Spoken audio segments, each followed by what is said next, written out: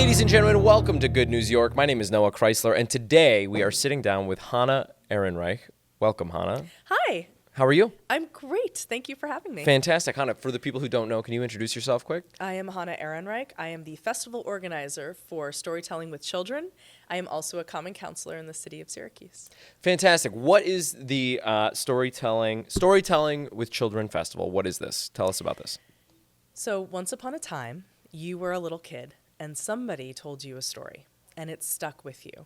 And whether that was Brer Rabbit, or it was a tale of Norse gods, or it was the Eric the Viking legends that my mother read to me when I was little, it was a story that through the drama and the emotions lived in your head.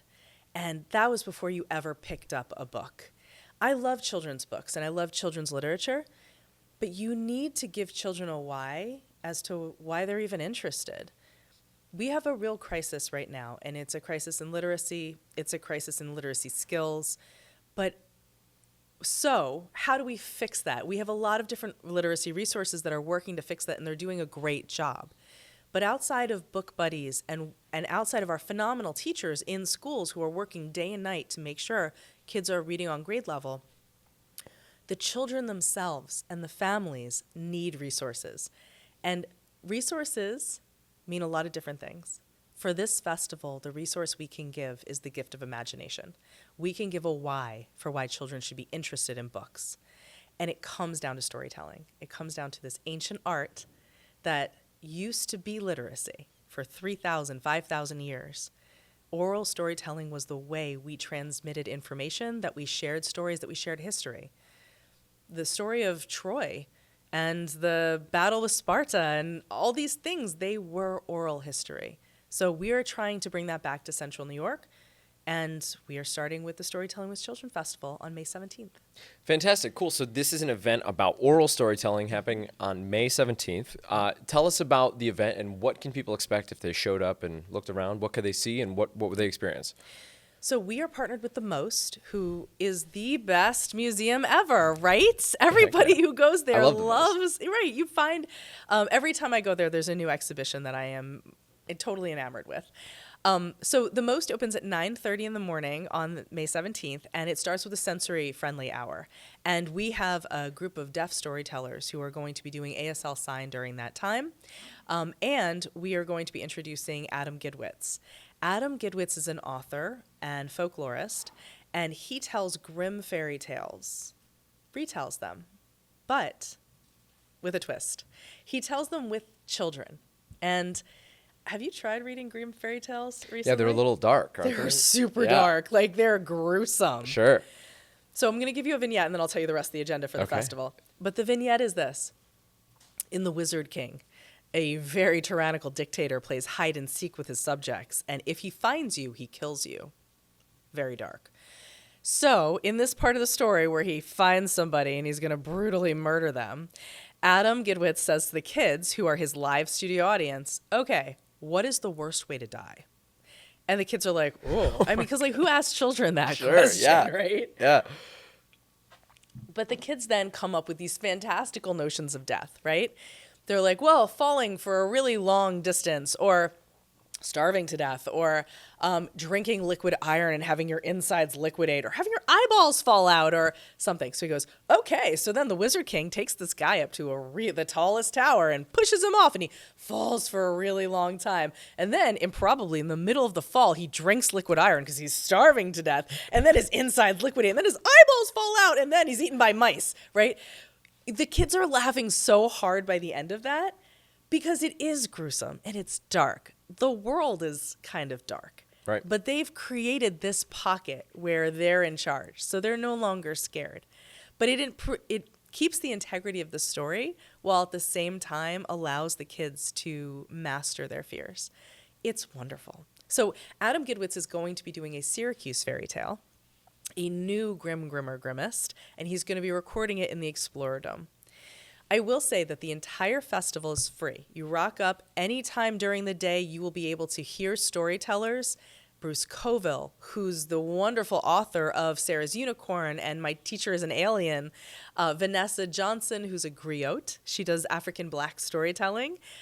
Perry Ground, who is part of the Onondaga Turtle Clan, he's doing Tales of the Longhouse. Christine Darrow, who's writing a book about North Country tales, including how Santa Claus came to be. Paul Solon, who's a Magid. All these folklorists will be there all day, and it's free. Come to the most, and we'll get you in. You listen to them.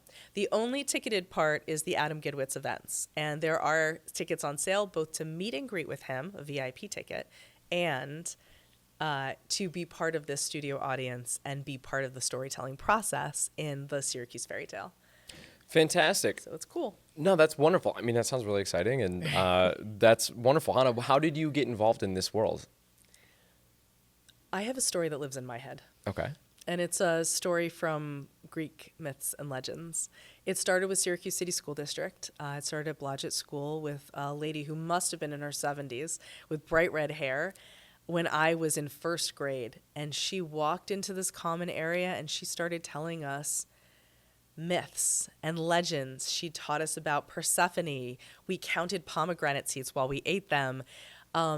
She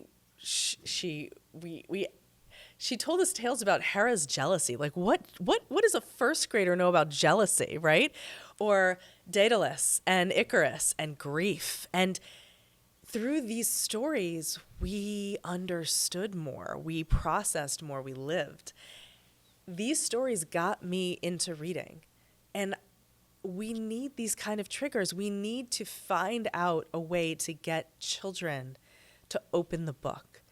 And the best way to do it is to give them the stories ahead of time. Let them listen before they're reading so that they know that there's a why behind it. They know that there's something out there that's amazing for them to find. And it's not just listening. You don't want to, when you're listening to a story, right? You're thinking about your taxes. Even if you're 7, you're Sure. like, oh my God, there's got to be something else I can do, right? You're bouncing around. People are like telling you to shush. No, we don't do any of that for storytelling with children. You're part of the story. So the kids are going to be involved in every part of the storytelling, the activity stations. Sue Keeter, who's a local illustrator, nationally known, because we have incredible talent in this area too. Mm-hmm. She's going to be leading an illustration workshop where kids will illustrate a book in 40 minutes and they get to take that home. A book that they made, that they fully illustrated. Unreal. Mm-hmm. We're also connecting to existing literacy resources. Our goal with the festival was to show through art that early literacy is possible. And we wanted to connect with the literacy resources that already existed. We wanted to collaborate, not compete, because that's also really important. There's a lot of work being done for third graders who are missing their milestones, for sixth graders who have been passed along to their detriment.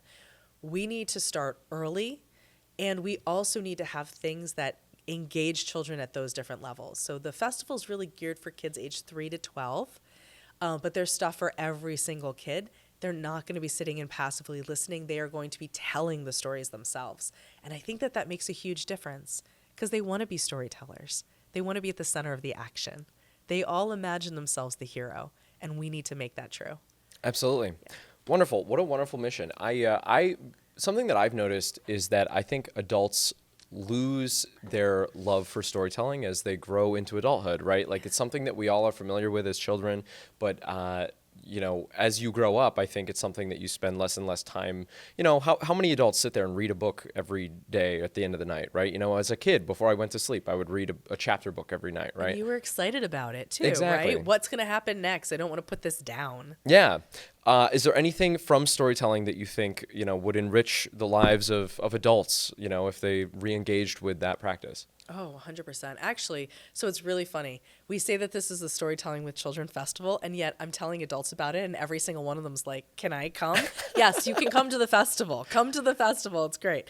What I will say is that today I'm an astronaut. Yeah. We can be inspired all the time, right? Inspiration, creativity, imagination, curiosity. These are all things that go into storytelling.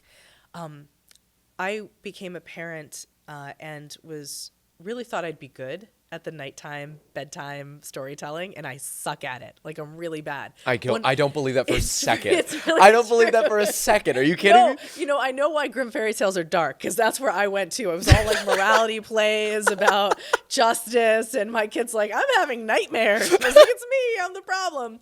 But I also realized that growing up in central New York, I knew not a single one of the Onondaga's folktales. Like, I don't know that. And Yeah. I was ashamed to admit that.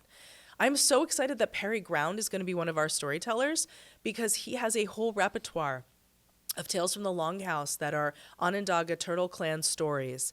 And I can't wait to sit and listen and learn and be able to tell other kids in the future about them. But I will say that, like, parents and caregivers need to understand that this is an innate part of being human.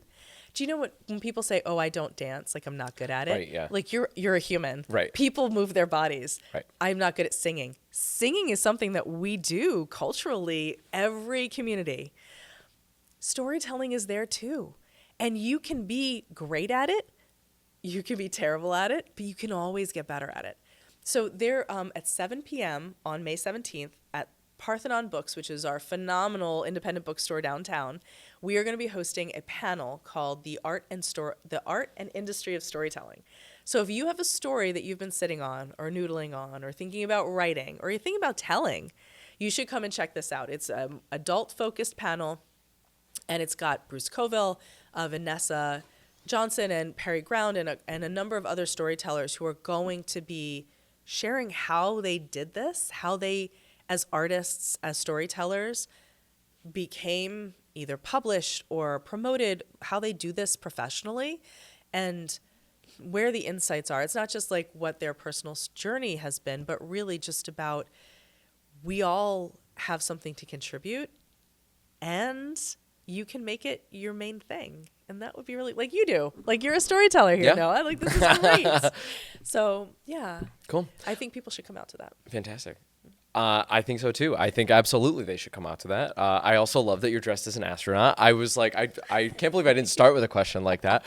Well, I have a question for you, though. Sure, yeah, hit me. So I said that the Greek myths were the things that started me off, that really lived in my mind. How about you? What is the story that, from your childhood, captivated you? Yeah, so there's a bunch of various answers to that. Early on, my mom is a fifth grade teacher. She's one of the best people in the world. And she, when I was very young, she would read me a few bedtime stories. One of them was Eric Carle's Very Hungry Caterpillar, which I really enjoyed, especially with all the little, the little The pages. sensory, the pop-out Exactly. book so you and can see the holes. The holes, and he ate this on this day. The best. And then she also, she read to me the Little Engine That Could. That was a big story in my house. And I love that book, and I sometimes feel like the little engine occasionally. But then later on, it was also like Greek myths. I really liked Percy Jackson when I was growing up. So good. The best. Yeah, the best. so good. Yeah. That had a huge impact on me, and then I was a big Harry Potter kid as well. Yeah. So, yeah.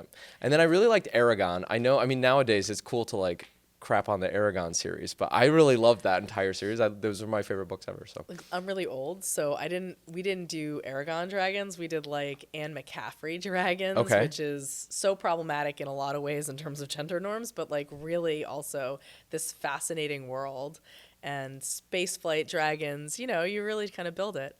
Weird question. yeah, hit Did me. you ever read Mike Mulligan and the Steam Shovel?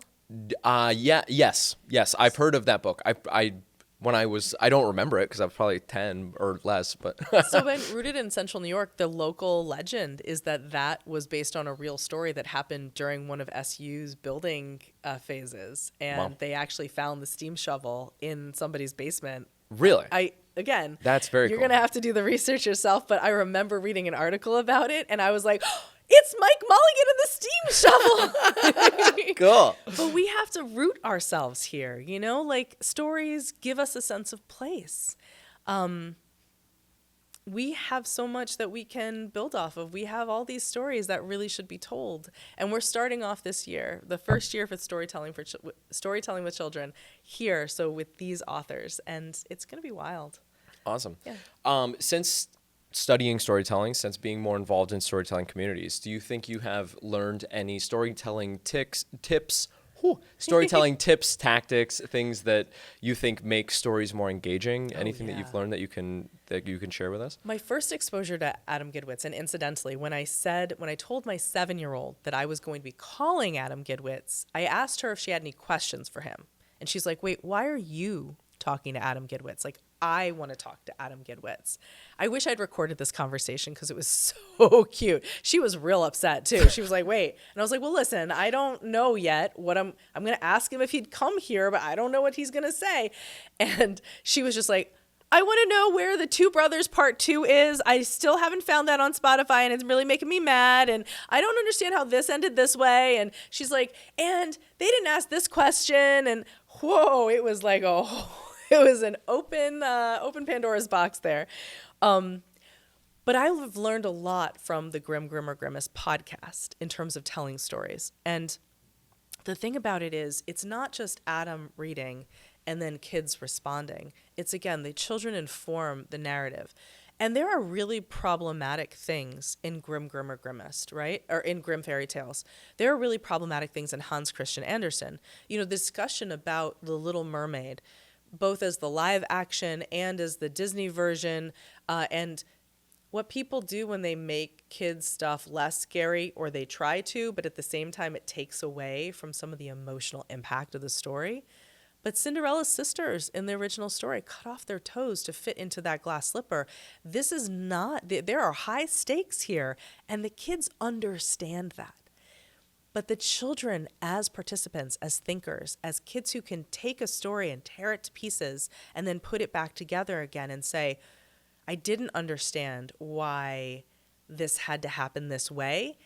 I think we could have made a different choice here.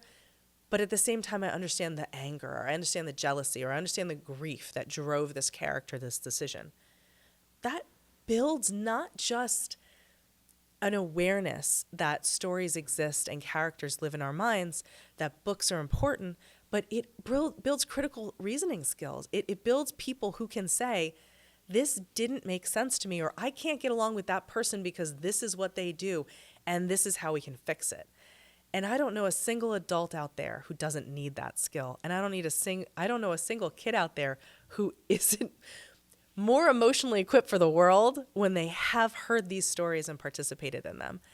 And I've seen my kids grow through this experience, and I'm looking forward to seeing 300 kids from Central New York or more come to the most on May 17th and embrace the experience of telling stories, being the storyteller, learning from storytellers in our area, and coming out with stories that grow in their mind's eye. Absolutely. Well, I think that's very powerful. There's a bunch of places that I want to go. I mean, I don't know. My first thought in my head is that I think those stories that don't speak down to children, like you're talking about, I think that's a very powerful. That's a very powerful thing. I think of like cartoons that I used to watch as a child, like Avatar: The Last Airbender is one of my favorites, right? And there's a lot of dark themes in that show that are not watered down for children, you know, and therefore like that show was one of the most popular shows for my generation ever, you know. And I don't know, so like the idea of like not straying away from dark themes is very powerful. But yeah, I think storytelling is a very powerful thing and fantastic. Cool. Is there anything that we didn't talk about that you want to speak about before we end this interview here? So we decided to have storytelling with children at the Most because it's a place that families are comfortable, that they already know how to get to and how to go. The Most has a number of different admissions policies that are wonderful. If you're a military family, you get in for free. If you have an EBT card, bring it with you, you'll get in for free. We want to make sure that nobody comes to this festival and is turned away. So you have a whole day of storytellers, we're also going to have a mac and cheese bar. Ooh. Yeah, so you get hungry exciting. midway through the festival. Mac and cheese will be for sale. There'll be concessions and snacks. Like, don't worry, the kids will be fine, you know? But we want to make sure that people feel comfortable. They can stay at the festival all day. They can go. They can come. Readmission is there. And then for the kids who want to meet Adam Gidwitz, You are going to get a fancy festival sticker that Ooh. the storytellers can sign and autograph for you. You are going to be able to sit in the Explorer Dome with a boom mic and other mics and be part of the story. And there's going to be a new Grim Grimmer Grimace podcast episode coming out of this that we will be sending to all of our media partners and all of our literacy partners for full distribution across Central New York so that the kids in Central New York can hear themselves telling these grim fairy tales. I want us to embrace the idea that children have events on an annual basis that they look forward to, that they participate in, that eventually they'll outgrow, but that will inform their trajectory. We have a lot of great organizations doing one-off events, and that's good. But predictability and understanding that this is a place for them to be artists themselves. When we get to year 2 of Storytelling with Children Festival, it's going to be game-changing. So I'm really excited about year 1. I hope everyone comes out and sees us and participates. But I really want to see this happen on an annual basis where we embrace the art and artistry of storytelling in Syracuse and for all of Central New York. So everybody is welcome. Come down from Oswego, come from Cayuga, come from Madison, come from all parts of Syracuse. We have something for you. Fantastic. Where can people find more information? They can find it on our Facebook page, Storytelling with Children Festival, and our Instagram. They can,